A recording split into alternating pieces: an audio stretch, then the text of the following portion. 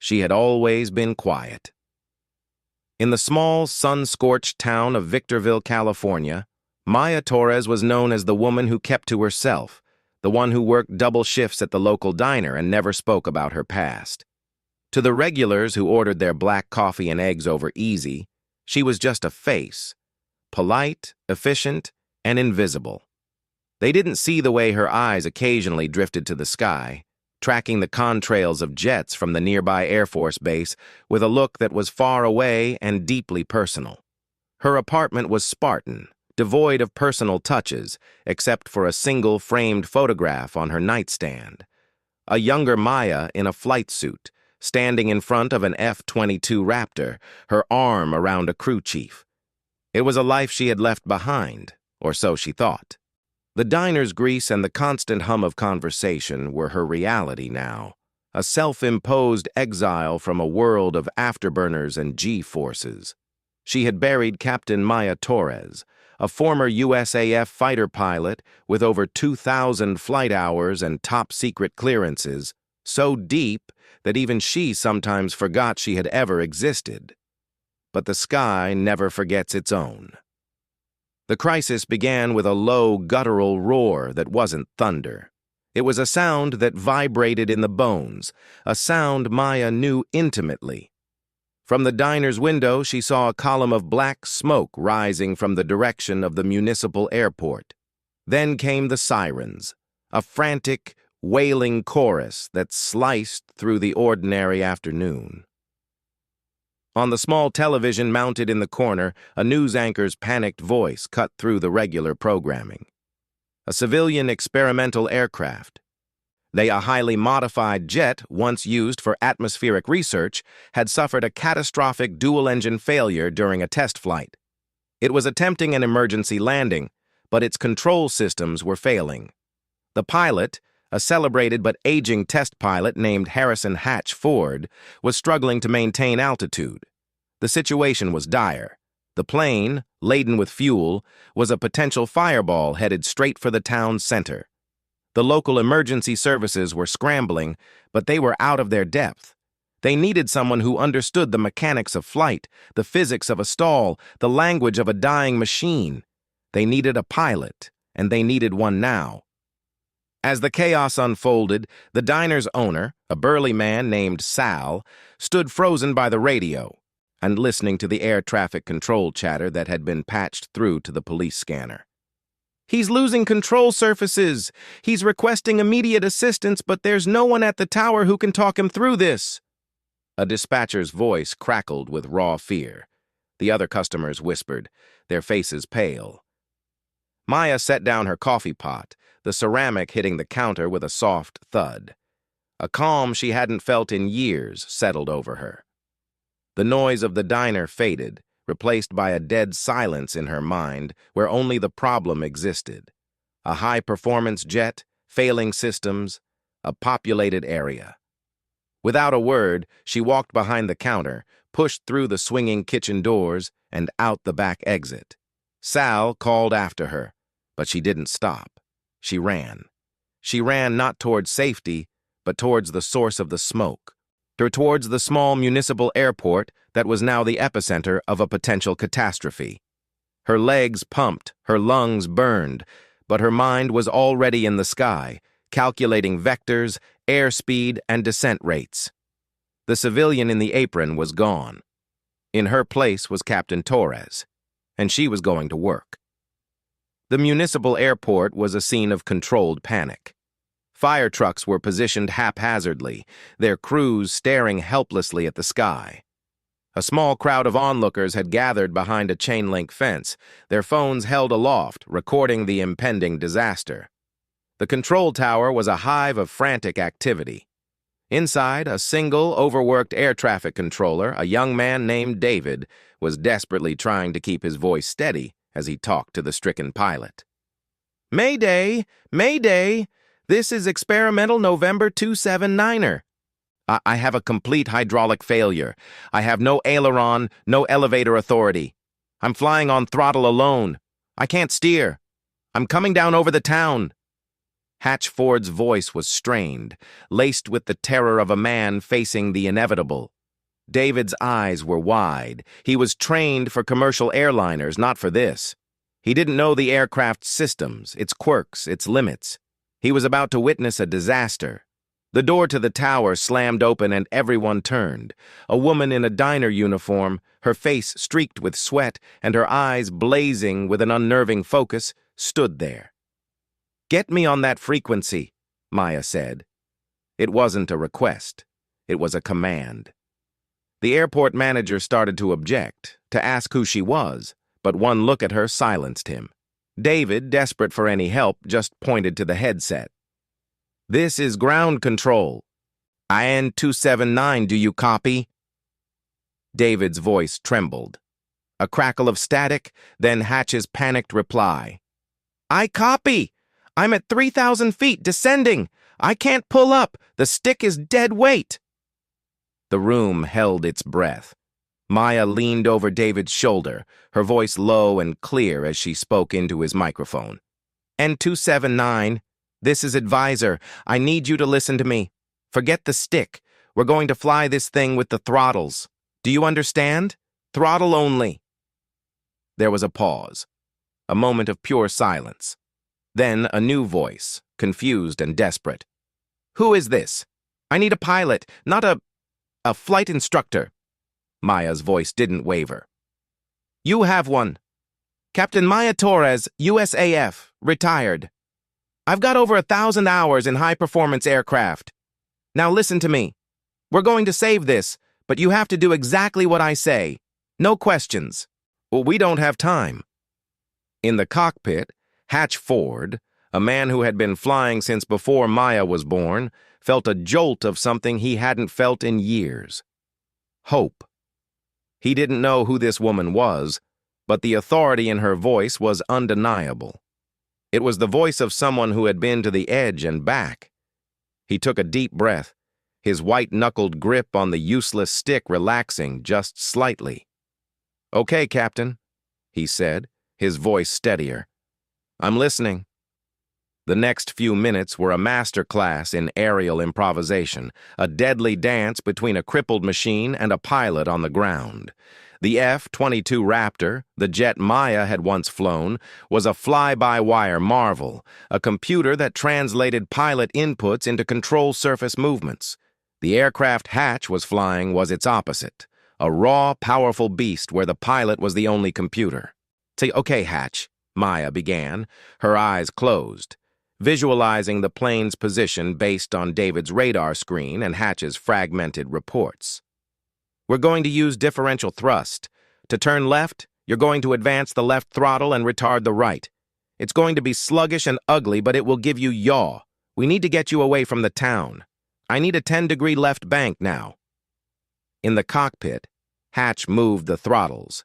The plane, protesting with a shudder, began a slow, lumbering turn. A collective gasp went through the tower as they watched the jet's trajectory on the radar begin to shift, moving away from the dense residential area and towards the open desert. "It's working!" David yelled. "It's actually working!" But Maya wasn't celebrating. "That's it, Hatch. You're doing great. Now for the descent." You're coming down too fast. We need to manage your energy. You have no flaps, no speed brakes. We're going to use the landing gear as a brake. Drop your gear early. It'll create drag and slow you down." Hatch's voice was shaky. "If I drop the gear, I lose even more control. I'll be a dart." Maya's reply was immediate, as sharp as a blade. "You'll be a slow dart, which is the only kind we can land. Drop the gear, Hatch. Trust me." The landing gear deployed with a heavy thunk, and the plane immediately slowed, its descent angle steepening. It was now a falling brick, but a slightly more manageable one. The runway at the municipal airport was short, far too short for a jet of this speed.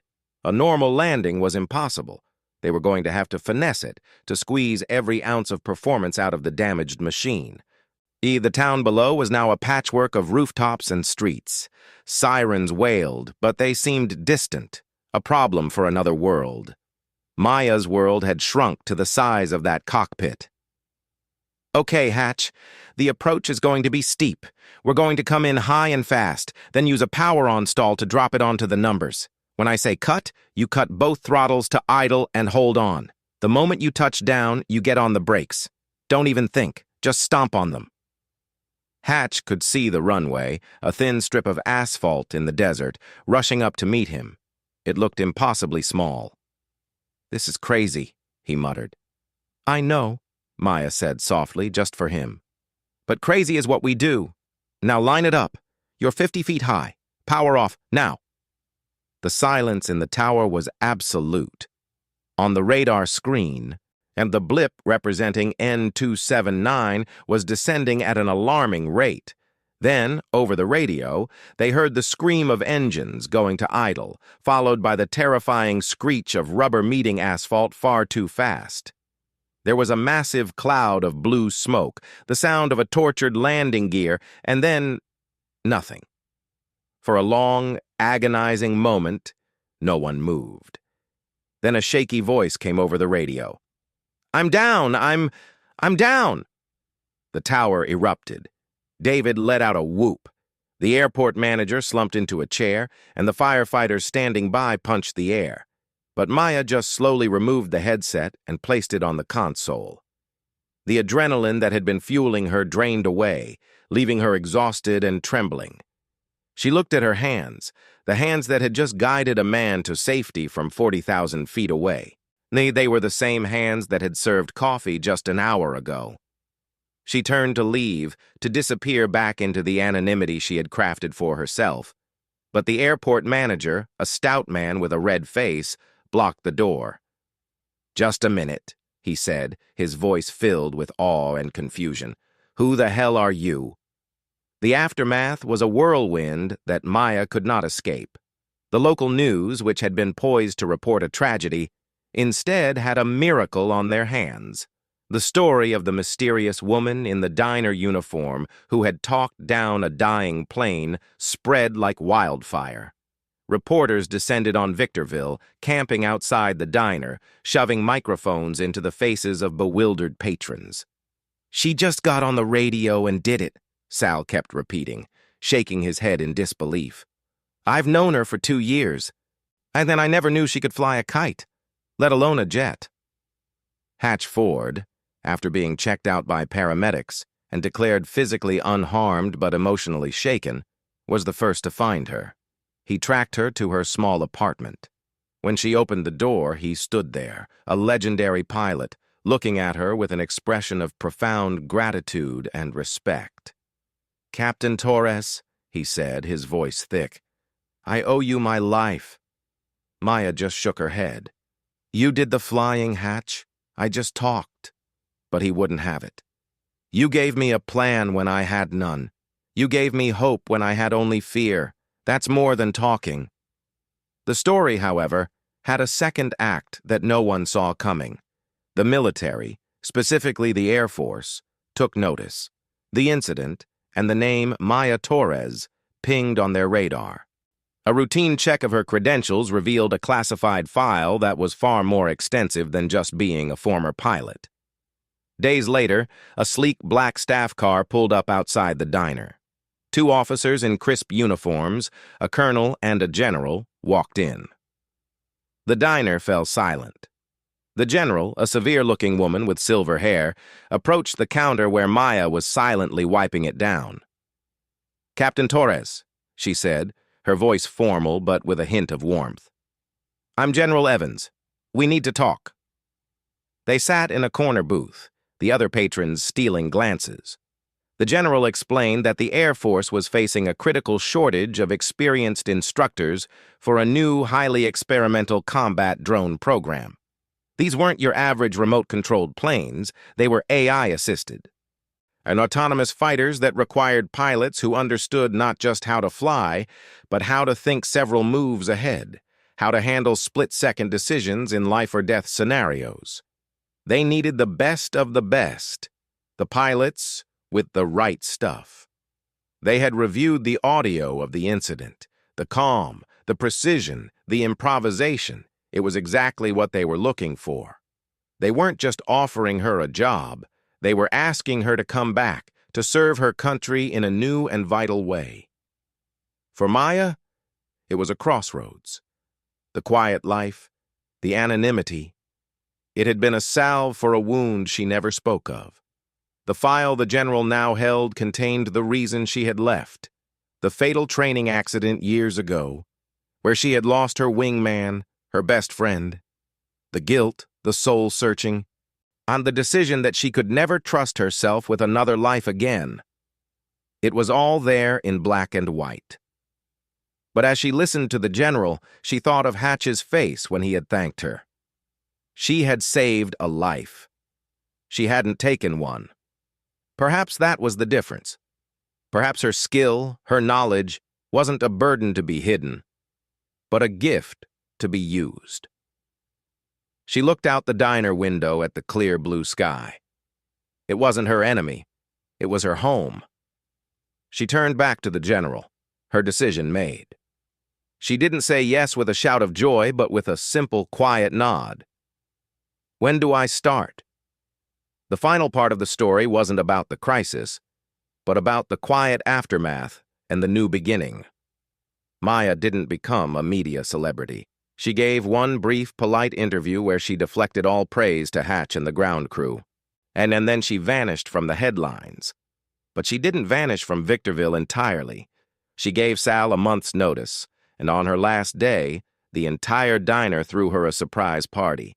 Hatch Ford flew in, presenting her with a beautifully framed photograph of the very moment her voice had guided him onto the runway, a printout of the air traffic control radar with their shared trajectory marked in red ink.